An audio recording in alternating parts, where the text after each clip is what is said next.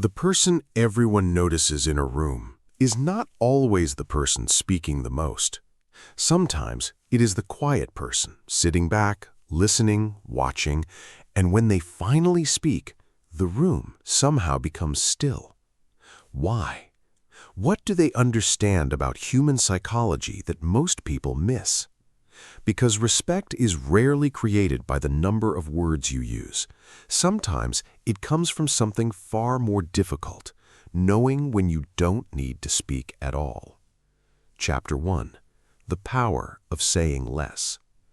Think about the last time you met someone who seemed completely comfortable with silence. They didn't rush to fill every awkward pause.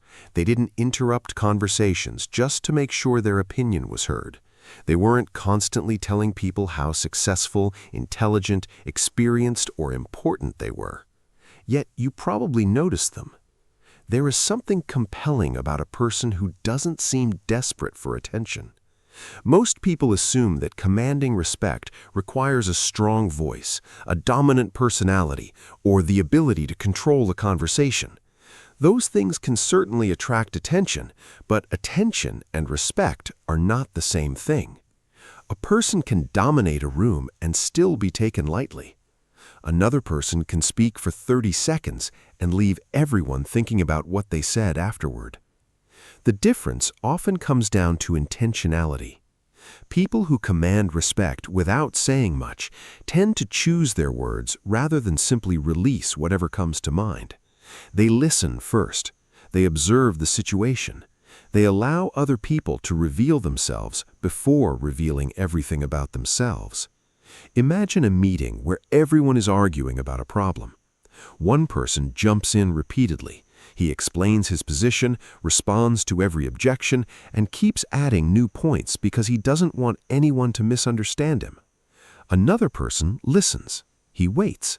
And then, after everyone has finished, he says, "I think we're solving the wrong problem." He explains his reasoning in a few sentences, and then he stops. That final part matters.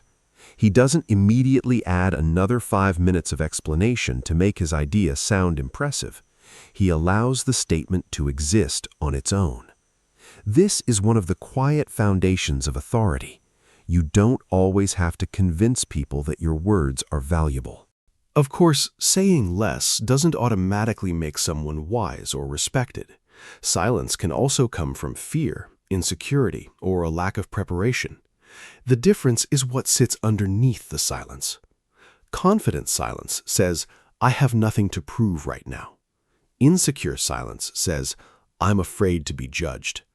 From the outside, they may look similar. Psychologically, they are completely different. The goal, then, isn't to become a person who barely speaks. The goal is to become someone who doesn't speak merely to prove that they deserve to be heard. That shift changes conversations. You begin listening more carefully. You stop interrupting simply because you disagree. You become comfortable letting someone else have the last word. And when you finally contribute, your words often become clearer because you've had time to decide what actually matters. There is also another advantage. When you don't constantly explain yourself, people have more space to observe your behavior. And behavior tends to reveal far more than self-promotion ever can. A person who says, "I'm reliable," is making a claim.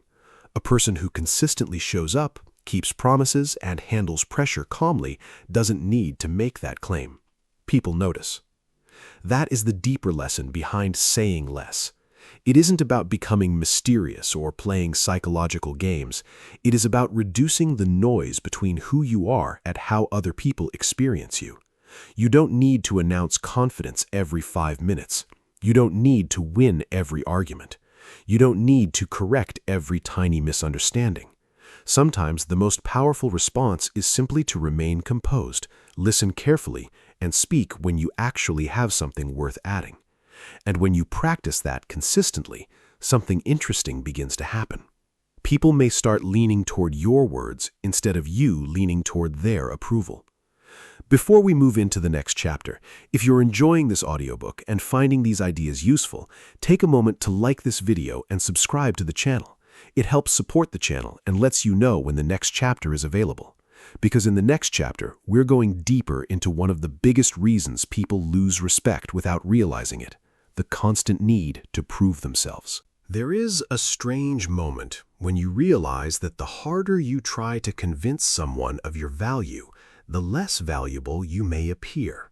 You explain your decision, you defend your choices, you make sure everyone knows what you meant. And yet, somehow, the more you explain, the weaker your position can feel. Why does that happen?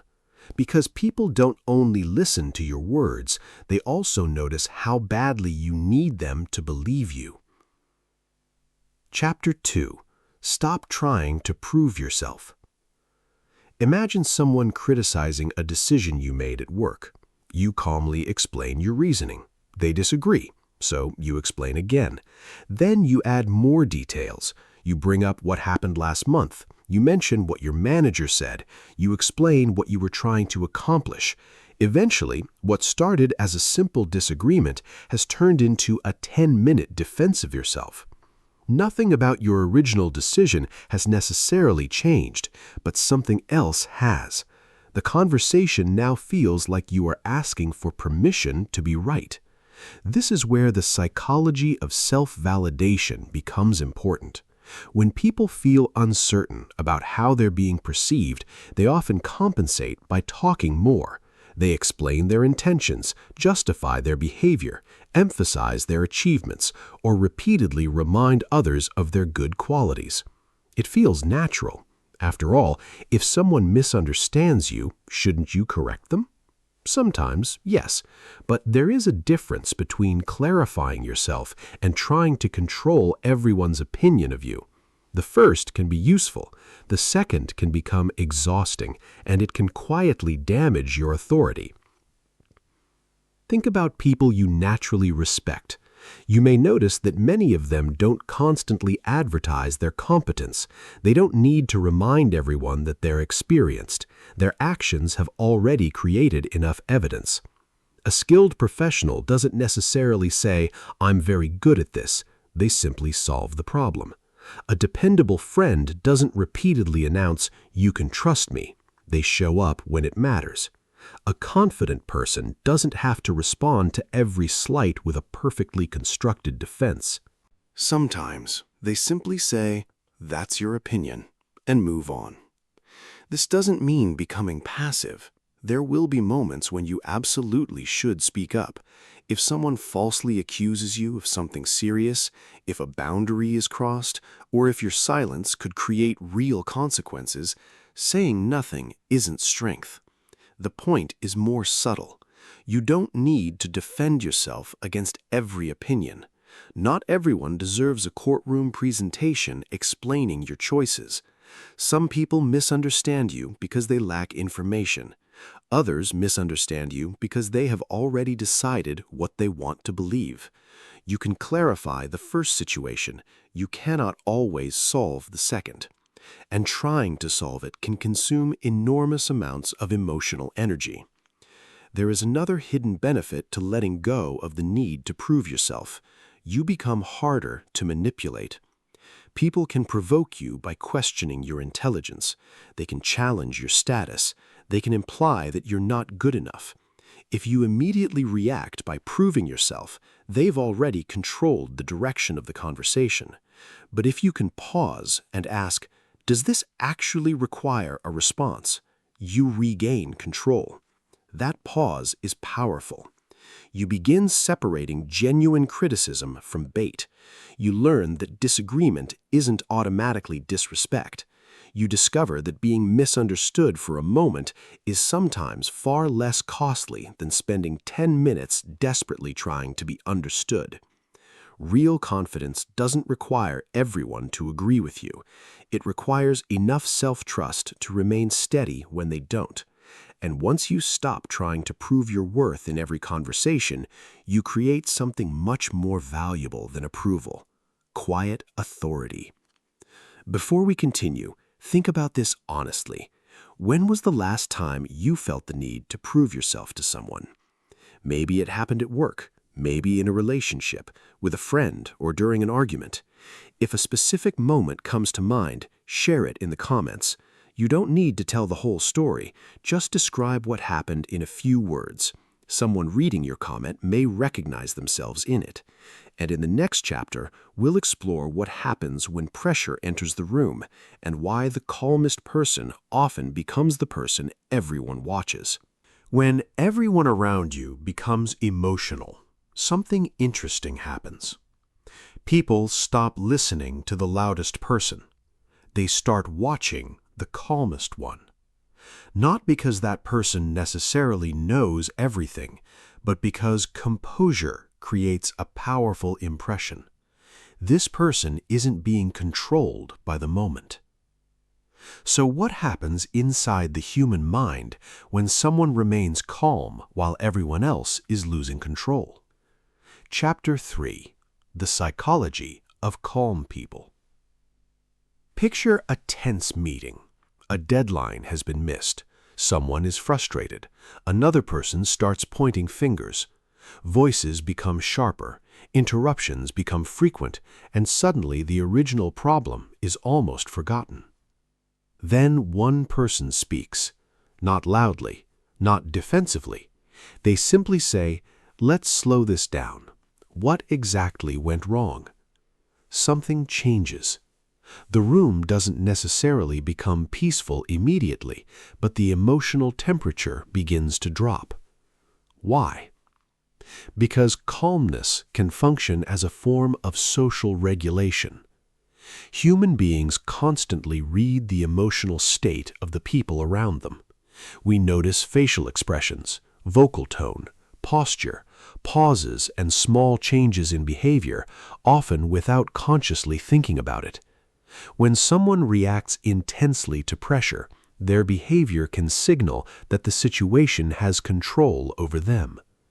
When someone remains composed, the signal may be very different. I can handle what is happening. Of course, staying calm doesn't mean feeling nothing. A composed person may be angry, disappointed, or nervous internally. The difference is that they don't automatically turn every emotion into an immediate public reaction. That distinction is easy to underestimate. Imagine someone insults you during an argument. Your first instinct might be to answer immediately. You want to defend yourself. You want them to understand that they crossed a line. But there is a tiny space between the emotional trigger and your response. That space is where self-control lives. Even a 2-second pause can change the conversation. Instead of reacting with, "Who do you think you are?" you might say, "If you want to discuss the issue, I'm willing to. If this becomes personal, I'm stepping away." The words aren't dramatic. That's precisely why they can be effective. You haven't surrendered. You haven't accepted the insult. You've simply refused to let someone else's emotional state dictate your behavior. This is one reason calm people can appear powerful without trying to look powerful. They don't spend all their energy demonstrating control. They demonstrate it by having control. But there is an important warning here. Calmness should not become emotional suppression. Pretending nothing bothers you isn't the same as emotional strength. If you continually swallow resentment, ignore legitimate problems, or avoid difficult conversations simply to appear unbothered, eventually the pressure tends to surface somewhere else. Real composure allows emotion to exist without giving it the steering wheel. You can be angry and still choose your words. You can be disappointed and still remain respectful. You can be nervous and still speak clearly. That is a much more useful definition of confidence. And here's something worth remembering. People may forget the exact words you used during a stressful moment, but they often remember how you made the situation feel. Did you make things more chaotic, or did you make them clearer? Did you become another source of pressure, or did your presence help everyone think? When you repeatedly choose the second option, people begin to associate you with stability. And stability is one of the quiet foundations of respect. You don't have to be the most charismatic person in the room. You don't have to win every argument. Sometimes you simply need to be the person who doesn't lose control when everyone else does. That is when silence starts to feel different. It is no longer hesitation. It becomes restraint, and restraint becomes a form of power. Chapter 4. Speak with weight, not volume. Some people enter a conversation and immediately try to sound impressive. They speak quickly. They use complicated words. They interrupt when someone else is talking because they already know what they want to say. Then there are people who speak differently. They don't rush. They don't force attention. When they answer a question, there is often a small pause before the first word. Their sentences are clear. Their voice doesn't need to be loud because the confidence behind it does most of the work. That difference is easy to overlook, but it can dramatically change how people perceive you. Think about a manager addressing a team after something has gone wrong. One manager walks in and says, "Guys, this is really serious. We need to do something about this immediately. I don't understand how this happened, and we absolutely cannot let this happen again." Another manager says, "We missed the deadline. Here's why it happened. Here's what we're changing." Then he stops. The second person isn't necessarily more knowledgeable, but his communication feels controlled. That's the key. Authority is often communicated through clarity, not volume. When people are uncertain, they tend to add words. They explain the same point from several different angles because they fear the listener won't understand or won't agree. But excessive explanation can weaken an otherwise strong idea. Imagine telling someone, "I can't make it tonight." That's enough.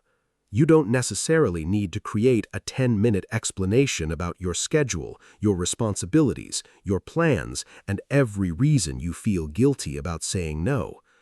A simple explanation is often more confident than a complicated defense. The same principle applies when giving an opinion.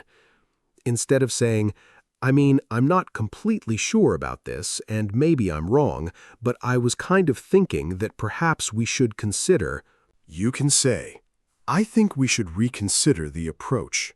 Same basic message, very different psychological impression. This doesn't mean speaking in an artificially deep voice or trying to sound dominant. People can usually detect forced authority. What matters more is pace and precision. Slow down enough to think. Finish your sentences. Let important points breathe. Don't immediately fill every pause because you're afraid silence means you've lost control of the conversation. A pause can actually communicate confidence. It suggests that you're choosing your response rather than scrambling to produce one. There is another habit worth developing. Remove unnecessary verbal clutter. Words such as basically, I guess, you know, maybe, or I don't know if this makes sense aren't always bad. Everyone uses conversational fillers. The problem begins when uncertainty becomes a permanent feature of your speech. If you constantly weaken your own statements before anyone else has even responded, people may begin treating your ideas as less certain than they actually are. So, practice saying what you mean, not aggressively, not arrogantly, just clearly. And remember that powerful communication isn't measured by how much space your voice occupies. It's measured by whether your words actually move the conversation somewhere. The person who speaks for 10 minutes isn't automatically more persuasive than the person who speaks for 30 seconds. Sometimes the 30-second answer wins because it contains exactly what the situation needed and nothing that didn't. That is the difference between talking to be noticed and speaking to be understood. The second one is quieter, but it carries much more weight. Chapter 5. The Art of Listening Without Disappearing. Most people think listening means staying quiet while another person talks. It doesn't.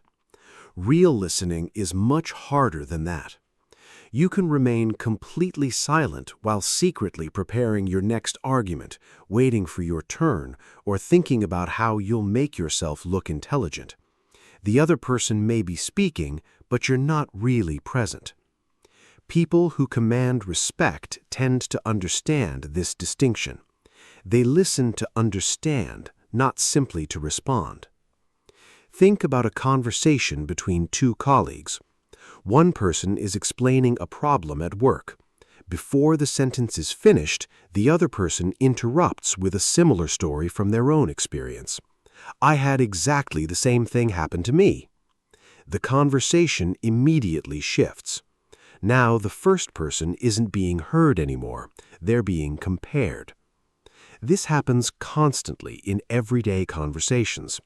Someone shares a difficult experience, and instead of asking about it, we respond with our own experience. Someone expresses an opinion, and we start preparing our counterargument. Someone tells a story, and we are already deciding how we'll tell a better one. None of this necessarily comes from bad intentions. Often it's simply habit. But there's a social cost. When someone feels genuinely heard, they tend to feel more comfortable around you. They may become more open. They may trust you with information they wouldn't share with someone who constantly redirects the conversation back towards themselves. That's why listening can create a strange form of influence. You aren't demanding attention. You're creating an environment where the other person willingly gives it to you. But there is an important balance here. Listening doesn't mean becoming invisible. Some people become so focused on being agreeable that they rarely express their own thoughts. They nod at everything, avoid disagreement, and allow louder personalities to control every conversation. None of this necessarily comes from bad intentions. Often it's simply habit. But there's a social cost. When someone feels genuinely heard, they tend to feel more comfortable around you. They may become more open.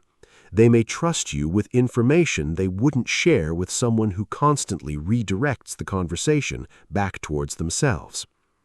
That's why listening can create a strange form of influence. You aren't demanding attention.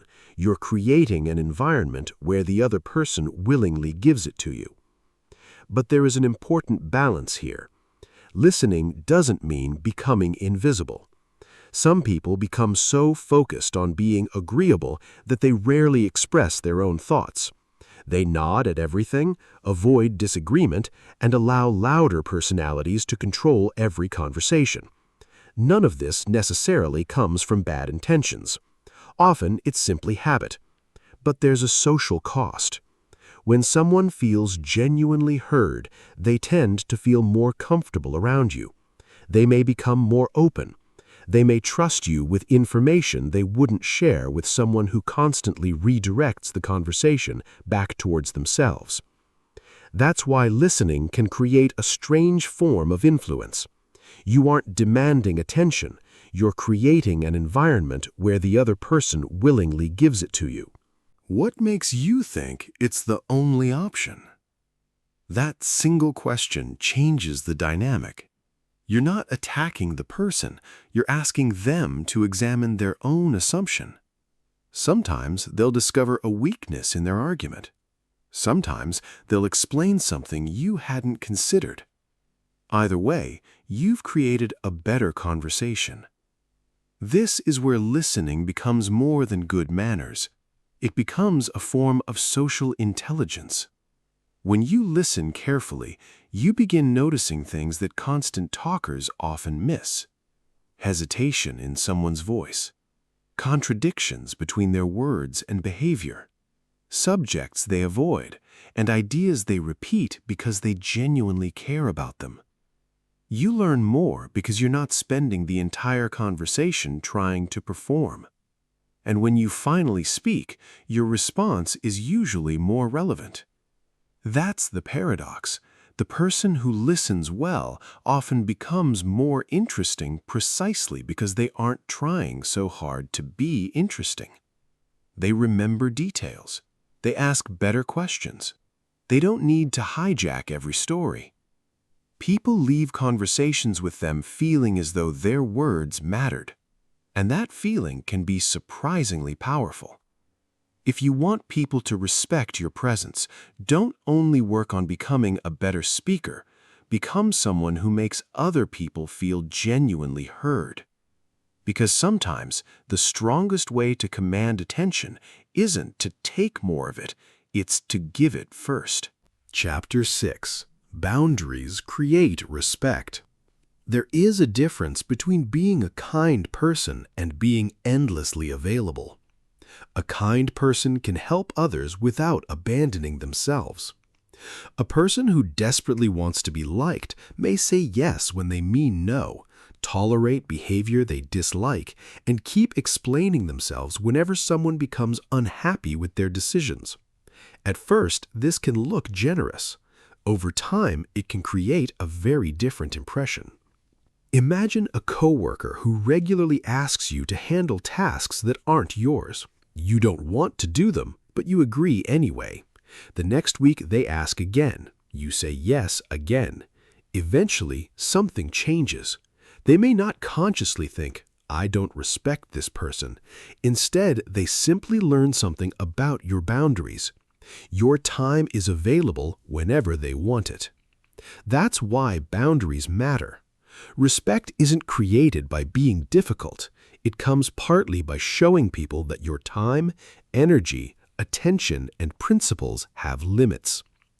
A boundary can be a remarkably simple, I can't take that on today.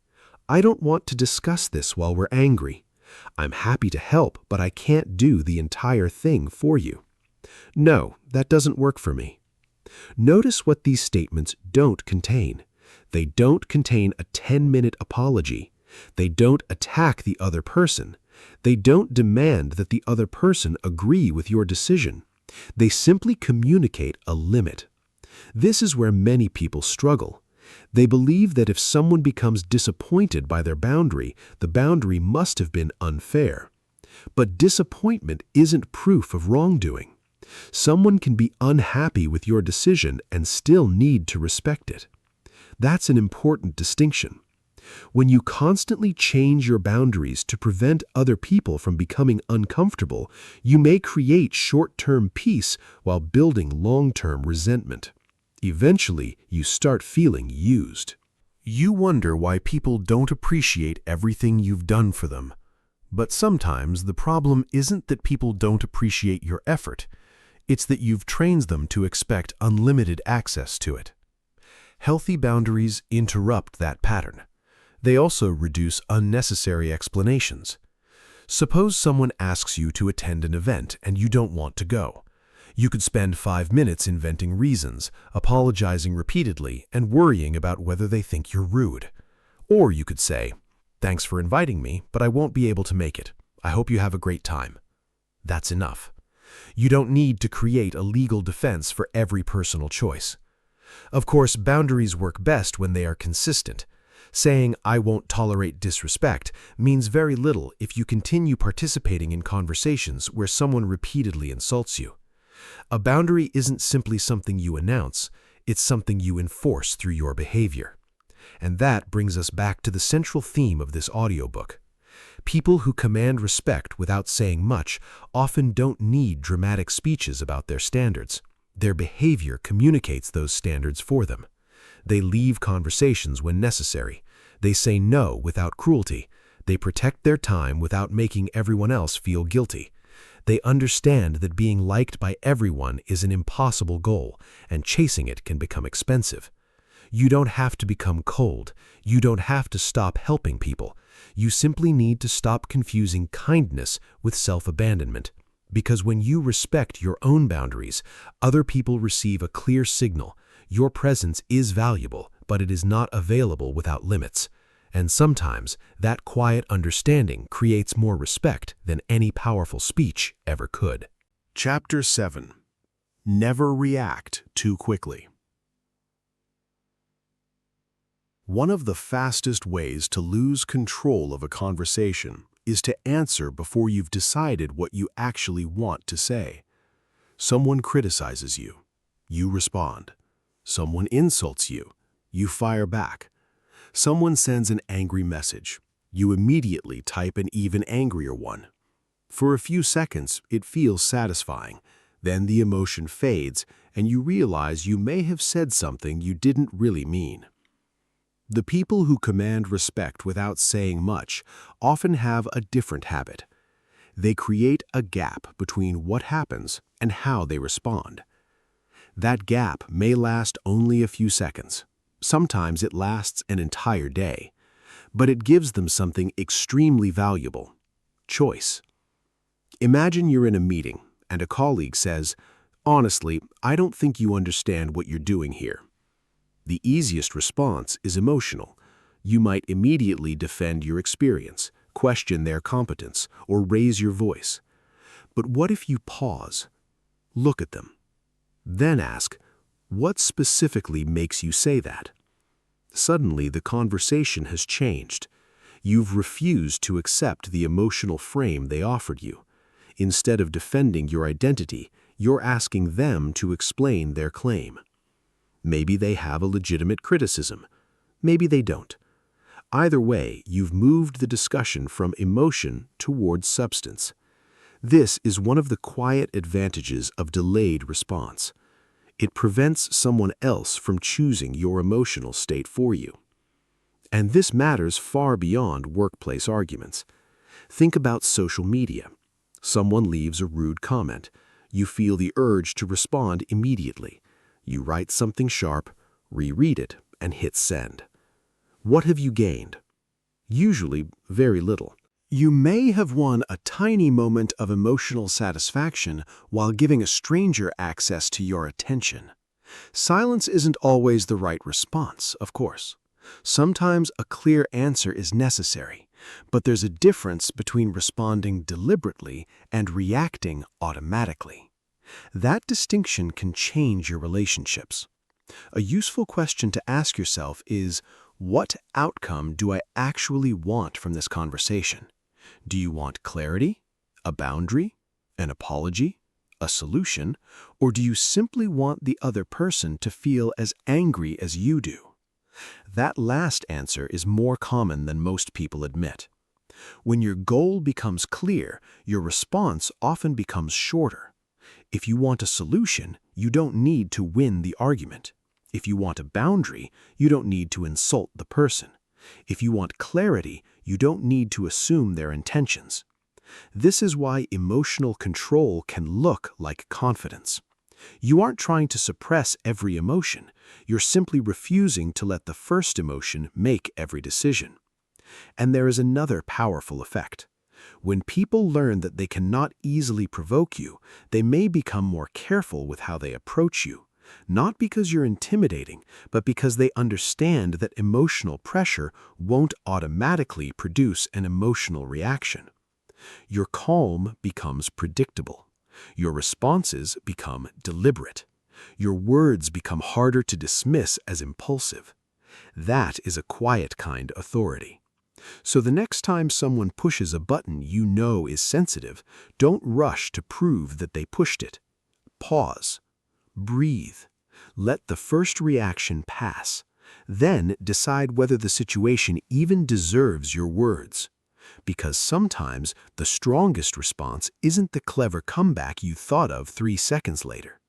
It's the response you chose not to give. Chapter 8. The presence that speaks before you do. Before you say a single word, people have already started forming an impression of you. They notice how you enter a room, how quickly you move, whether you look around nervously or appear comfortable in your surroundings. They notice your posture, your facial expression, your eye contact, and even what you do when nobody is directly speaking to you. None of these signals tells the complete story of who you are. Human perception is far too complicated for that. But these small cues can influence how people interpret your words once you begin speaking. That is why presence matters.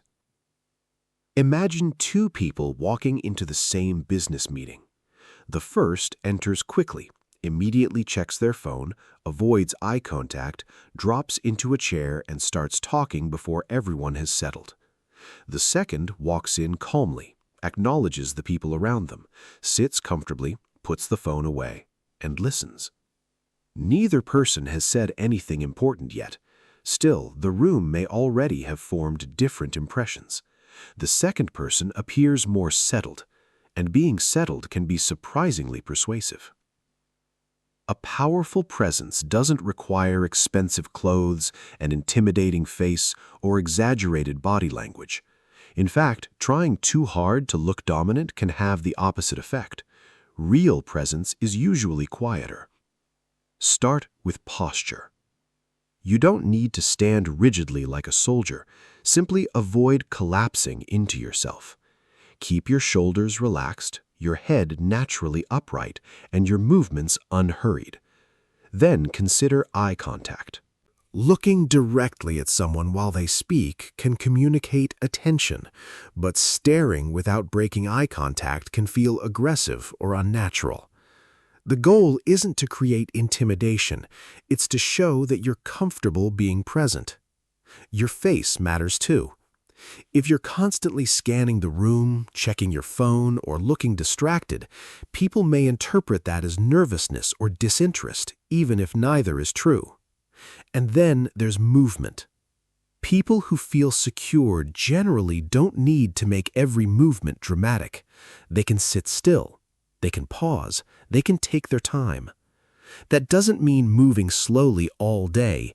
It means reducing unnecessary nervous movement when you're in situations where you want to communicate confidence. But there's something even more important than body language: consistency. If your words say, "I'm completely comfortable with this," while your behavior suggests panic, people may believe the behavior. This is why presence cannot be manufactured through a few tricks. You can temporarily force better posture. You can memorize eye contact techniques. You can practice speaking slowly. But if you're constantly worried about how everyone perceives you, those techniques may eventually fall apart under pressure.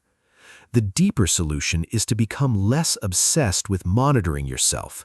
Instead of entering a room thinking, "How do I look? Do they like me? Am I impressive enough?" Try asking, "What is actually happening here? What does this person need? What matters in this conversation?" Your attention moves outward. Ironically, that often makes you appear more confident. You stop performing confidence and start participating in the moment, and people can feel the difference. The most compelling presence in a room is rarely the person desperately trying to look powerful. It's often the person who seems comfortable enough not to perform at all. They aren't begging the room to notice them. They simply belong there. And sometimes that quiet sense of belonging speaks long before the first sentence does. Silence can be powerful, but silence can also be cowardice, avoidance, or manipulation. The difference isn't in the silence itself, it's in why you're choosing it. Imagine someone says something deliberately disrespectful to you. You could immediately fight back, or you could pause, look at them, and say nothing. Sometimes that silence communicates something words couldn't. I'm not giving this behavior my energy. But now imagine a different situation. Someone you care about asks what's wrong, and you deliberately refuse to answer because you want them to feel anxious. That's silence too, yet it isn't strength, it's punishment. This distinction matters because people sometimes misunderstand the idea of commanding respect. They hear "say less" and assume they should become emotionally unavailable, mysterious, or difficult to read. That's not the goal. The strongest silence is usually clear rather than confusing. Consider a heated argument. The other person is shouting. You know that continuing the conversation will only make things worse. Instead of shouting back, you say, "I don't want to have this conversation while we're both angry. We can talk about it later." Then you stop. That silence isn't passive. You've communicated a boundary and removed yourself from an unproductive cycle. Now compare that with simply ignoring someone for 2 days without explanation. The second behavior may create anxiety, but it doesn't necessarily create respect. It creates uncertainty. And uncertainty isn't the same as authority. This is why silence should be used carefully. There are moments when saying nothing is the mature choice. You don't have to answer every insult. You don't have to react to every provocation. You don't have to correct every stranger who misunderstands you. But there are also moments when silence becomes irresponsible. If someone needs an honest answer, give one. If you've hurt someone, don't hide behind silence. If a serious problem needs to be addressed, avoiding the conversation won't make it disappear. Respect grows when your silence and your speech have a clear relationship. You speak when something needs to be said. You stay quiet when words would only create noise. You don't use silence to control people. You use it to control yourself. That's a very different idea. Think about a person who is constantly trying to get the last word. They can't tolerate being misunderstood. They need to respond to every accusation. They must explain every decision. Now imagine someone who can hear criticism without immediately reacting. They can allow another person to have an opinion without treating it as a threat. They can leave an argument unfinished without feeling like they've lost. That person has developed something rare, the ability to tolerate unresolved tension. Not every conversation will end neatly. Not everyone will understand you. Not every accusation deserves an answer, and not every disagreement requires a winner. Sometimes you can simply say, "I see it differently," and let the conversation end there. That kind of restraint can feel uncomfortable at first, especially if you're used to defending yourself. But with practice, you discover something liberating. You don't have to participate in every emotional battle you're invited to. Silence becomes powerful when it comes from clarity, not fear, not ego, not revenge. And when people realize that your silence isn't a tactic designed to manipulate them, but a choice you make because you value your attention, they begin to understand something important about you. Your words are available when they matter. Your attention is valuable, and neither is given away carelessly. Chapter 10. Become the person people listen to. By now, you may have noticed that commanding respect without saying much has very little to do with becoming quieter for the sake of being quiet. It is about becoming more deliberate. You speak because something matters, not because silence makes you uncomfortable. You listen because understanding is more useful than immediately proving your point. You stay calm because another person's emotions don't have to become your emotions. And slowly, these small choices begin to change the way people experience you. Think about everything we've explored. You learned that saying less can make your words more noticeable when you actually have something meaningful to contribute. You learned that constantly proving yourself can turn a simple disagreement into a desperate search for approval. You saw why calmness can create an impression of stability, particularly when everyone else is reacting emotionally. You learned that speaking with weight has little to do with having a loud voice. Clear words, thoughtful pauses, and controlled delivery often carry more influence than endless explanation. You also discovered that listening isn't disappearing. You can give someone your full attention without surrendering your own voice. Then there are boundaries. A person who respects their own time and energy doesn't need to announce their standards constantly. Their decisions make those standards visible. And when pressure appears, the ability to pause before reacting gives you something most people underestimate: choice. You can decide what deserves your attention. You can decide what deserves an answer. You can decide when walking away is wiser than winning. Even your physical presence contributes to the message, not because posture or eye contact magically creates authority, but because your behavior can either reinforce or contradict the confidence you're trying to communicate. Finally, there is silence. Not the silence used to punish, not the silence created by fear, the silence that comes from self-control. That may be the deepest lesson of all. The goal isn't to become the person who says the least. The goal is to become the person who doesn't need to say more than necessary. There is a subtle difference. A quiet person can still be insecure. A talkative person can still be deeply confident. So don't turn these ideas into another performance. You don't need to walk into your next meeting and deliberately say nothing just so people think you're powerful. You don't need to manufacture mysterious behavior. You don't need to lower your voice unnaturally or pretend you don't care what anyone thinks. Instead, practice something much simpler. Listen fully. Pause before reacting. Say what you mean. Stop explaining once you've made yourself clear. Say no when something genuinely doesn't work for you. Let other people disagree without immediately treating disagreement as an attack. And most importantly, build a life that gives you reasons to trust yourself. Because the deepest form of confidence doesn't come from convincing strangers that you're valuable. It comes from knowing that you don't have to perform your value every moment. Eventually, people notice. They notice that you don't panic easily. They notice that your promises tend to mean something. They notice that you don't need to dominate every conversation. They notice that when you speak, there is usually a reason. And that is how respect can begin to develop quietly.